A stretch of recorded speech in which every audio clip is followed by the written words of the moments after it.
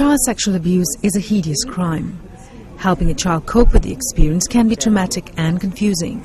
Child psychiatrist Dr Aili Hashim explains the importance of counselling and proper medical care for the victims to recover. It actually takes quite a long time to counsel these kids, and that is especially if they are older or if they are matured, so they are very aware of the impact or things leading towards the abuse or the consequences of the abuse. So we see some of the kids with depression is one, and a lot of anger at what has been happening, or as well as guilt. The specific characteristic for those who have what we call post-traumatic stress disorder is the nightmares, the incidences that reminds them of the abuse. So the answer to your question, do they forget? I think it's no. But they don't. But with recovery, they do think of it less, or we teach them skills so that if there are incidences or places or people that remind them of the abused or the abuser, we give them the skills so that they are less sensitized to the traumatic incidents.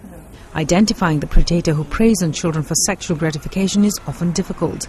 More often than not, they're normally individuals close to the family and have gained the trust of the children.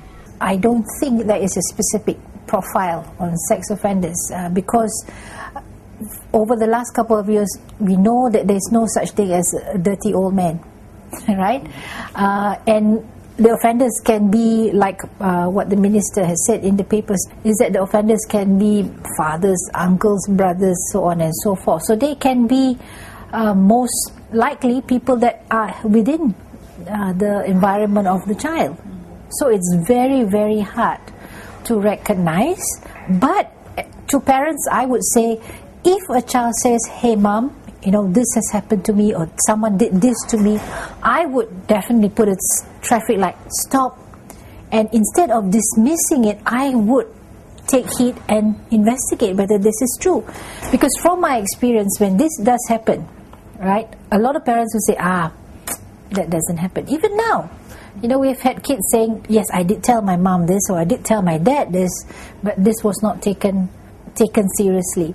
And for many years, the thing is not talked about, all right? And I've had clients who now talk about, you know, I did tell my parents before, but they've said this has happened to them, or this is most likely not happened, so it's not talked about even till now.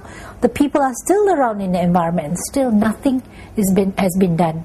So therefore, it creates a lot of hostility in this child who's now become an adult. She says parents must educate themselves to read the telltale signs in their children's behavior. Dr. Aili says parents should also maintain an open communication with their children to protect them from being victimized and not to take the matter lightly.